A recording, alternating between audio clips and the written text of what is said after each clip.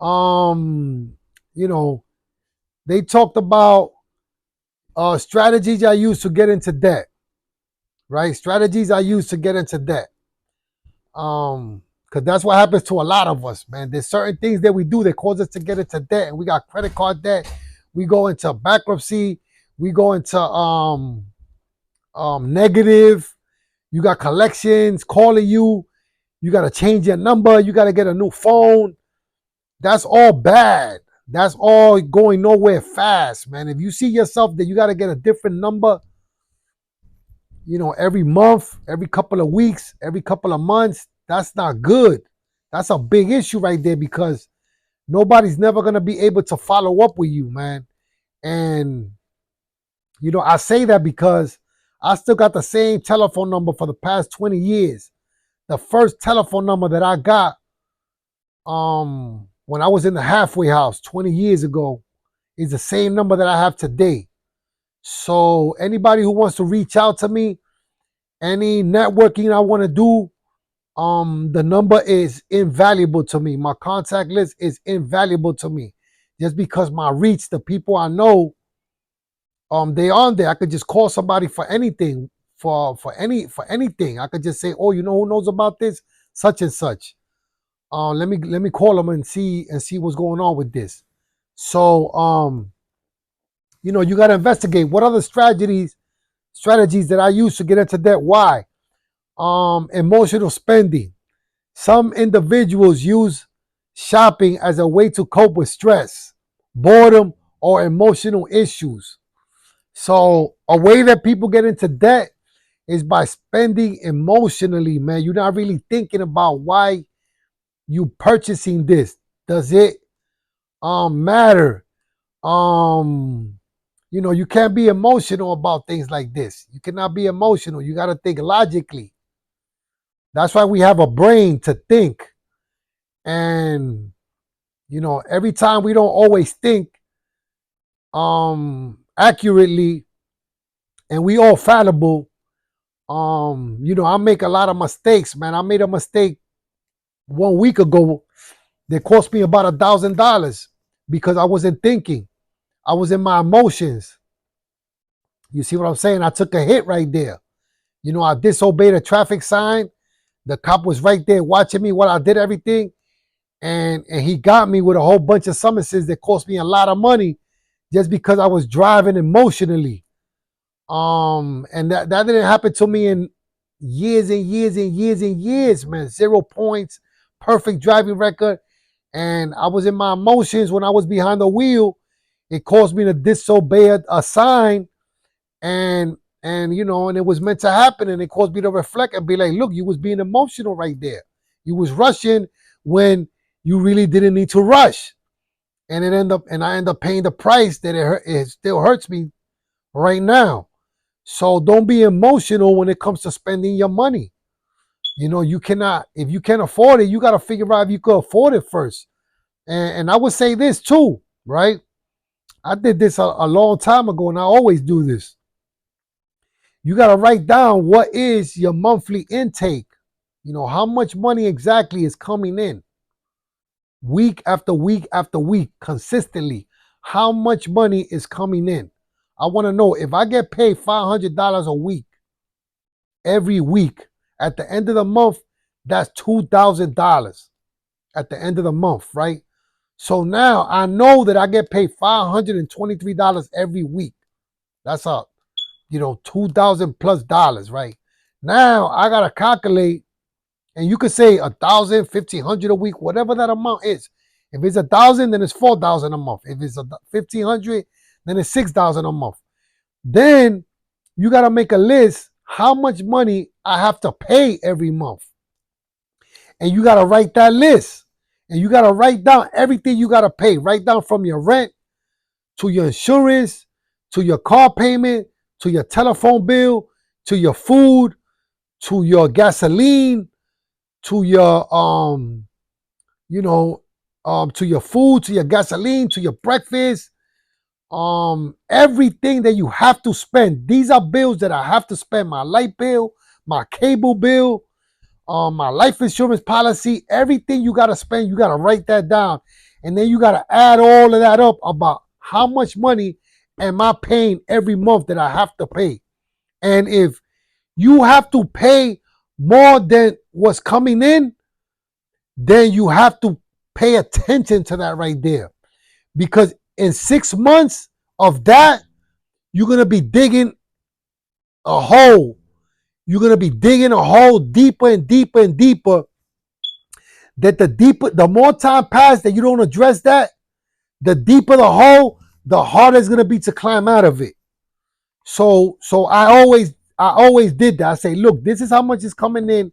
This is how much is going out. Now look, if I got coming in $2,000 a month and I gotta come out $2,000 a month, then I'm not gonna be able to buy the Jordans that I want.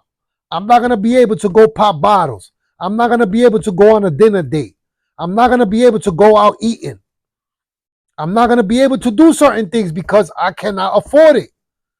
It's like cause and effect. It's like 2 + 2 = 4. You know, look, and I'm explaining to this, and as simple as it is, some people don't understand. They emotional about their spending, and they'll go ahead and they'll buy it, and they don't care, and they'll use their credit, expecting a raise or expecting that they're gonna get another job that doesn't come for another year, and you cannot do that. This is what my culture and where I come from. This is how we move. We move recklessly, man. We'll get a credit card and we'll spend the money and then get killed on the interest, and then it's like a dog chasing his tail, man. And this is what I'm speaking on this right now. Also, right, peer pressure. People sometimes feel pressure to keep up with their friends or social circles, leading to spending beyond their means. Peer pressure. You know, thank God that I was healed of peer pressure. I was healed of having to keep up with the Joneses. You know when I was healed from that? I was healed from that when I was in prison. When I was in prison, you know, I didn't have to keep up with the Joneses, man. It didn't matter to me, man. I was wearing hand-me-downs all day, every day, because if somebody's getting transferred and they got excess property, they're going to leave you those jogging shoes. They're going to leave you those sneakers, and you start wearing them like they're yours, and it doesn't matter. Now, before I went in, you couldn't get me to wear no hand-me-downs from nobody. That was crazy to me. But prison has a way of humbling you. And when you don't have, you know, you're gonna make the adjustment. So when I came out, I wasn't on that. I need the latest, you know, whatever the latest style was, the latest Lacoste, and these $300 jeans they was wearing, and these $400 shoes. I'm not doing that right there, man. I'm not doing that. I cannot afford it. You know, and I'm not gonna risk going to jail again because I want to show you that I can have these shoes that don't mean nothing. You know what I'm saying? No, I just don't have to be barefoot, but you know, I'm not doing that right there. I was going to the little local clothing store. I was buying regular clothes there, counterfeit Sean John, and you know, whatever it was, it didn't matter to me. You know what I'm saying? Now look, you fast forward 20 years, I could go to Saks Fifth Ave all day and get what I want. You see what I'm saying? But I just could not do it 20 years ago, and I wasn't gonna try to fall into that peer pressure. I wasn't trying to be in the social circles and be like, oh, I gotta get. No, I was driving a hoopty for years and years and years. I drove around in hoopties for 6-7 years before I was able to get a new car. I wasn't worried about having the latest whip to attract the finest women and you know, and do that. I'm not doing that. That's what happens where we come from, man. We right away we want to get the nicest car so I could put it here. You could see that I have this, and you could see that I have. No, I wasn't doing that right there. I said, no, look, now if I want to, I could go get whatever car I want, and I still don't do it because it just does not make sense. If I'm working 60-70% of the time, and the other percent of the time I'm going to church and I'm with my family, why do I need $100,000 car for? For what? You know, why do I need $1,000 car payment? For what? You know, to just say that I have it? No. I'm gonna do something more productive with that. I'm gonna put the money into income generating assets. And you do that over time, compound interest. These are things that we have to learn, that we have to talk about, so that we could start experience success in our culture, with our people, with our relatives, with our family and friends. We're not just gonna keep running around doing the same mistakes generation after generation, and we're not gonna fall into the peer pressure. Look, when I was in prison, right, and I started going to church, and I picked up the Bible, and I was going to worship services, and I was having prayer circles in my cell with the other Christian inmates that were in the unit with me. I wasn't worried about what nobody thought in the compound, what I was doing. No, I was not doing that. I was not doing that under no circumstances. I said, look, I gotta figure out how I'm gonna get released and never have to come back and still live the type of lifestyle that I want to live. This is what I had to figure out. And I said, if I gotta humble myself and I gotta take this route and I gotta trust God and I gotta put my faith in Him, then this is what I'm gonna do. And there was a few times where the Dominicans formed gangs and they had unions, meetings in the yard, and we coming out. All the Dominicans are gonna come out, and I said, "Are you call? Are you?" They used to ask me, "Are you going to the meeting? Are you going to the meeting? Because we're gonna meet in the yard at 6 o'clock because we got a meeting." I'm like, I'm not going to no meeting. I'm going to the yard to work out. I'm not going to no meeting about no gang. I said, no, you don't miss me with that right there. Don't waste my, I'm not doing that. I don't need to be in no gang. And then I used to expand on it. I used to say, you know what? I only got one co-defendant. He's in another prison. He's not here right now. And the other thing I would like to tell you is, look, when I gotta deal with something in here in this environment, I'm not gonna go to you to tell you to help me with this issue that I'm dealing with. I'm gonna handle it the way I know how to handle it. So I don't need to be in a gang. I don't need to be in no group, and I'm not going to no meeting.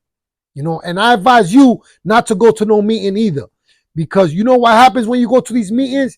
You got other ignorant people that act up because they feel that they got the support of the other ignorant people, and then they all go rush and get themselves all jammed up, and that's exactly what happened. And they was talking about it one time in the unit after the meeting. Oh, this Mexican, he disrespected, and we got to see about this now. And there was words that were said, and it's gonna go down tomorrow at breakfast in the chow hall on site. And I said, man, come on, man, don't do that right there, bro. You're gonna go to the hole, you're gonna get transferred, you're gonna lose good time. No, it wasn't this. I said, and I try to tell him, I said, come on, man, don't do that right there, man. And I said, don't do that right there, man. Just hold back, bro. Don't worry about that right there. You trying to get out of here, man. You're not trying to, you could get stabbed in the mix of all of this, man. What are you talking about? You could stab somebody, catch a new charge. Like, what are you doing? And, sure enough, they did not listen. The next day came, they went to chow, and, they got into it in the mess hall. I knew what was coming. I stayed in the unit. I didn't even go to chow. I said, you know what? You don't have to go to work detail. You're a weekend orderly in rec, so I don't even have to leave the unit. I said, you know what, man? Yeah, I'm not even going out the unit. I'm staying right here in my unit. I slept in that day. And sure enough, they got into their mess. They locked down the whole prison. I slept through the whole thing. When everything was said and done and everybody went to the hole and everybody got disciplinary transfer, I came out nice and thing. I made my little breakfast and I went to go do my workout, and I kept it going about my business, because I'm not going to fall into no peer pressure since then. And especially when I come out, I'm not going to fall into no peer pressure. I could, even like now, I can't worry about no peer pressure about what I'm doing, about what I'm saying. I cannot do that.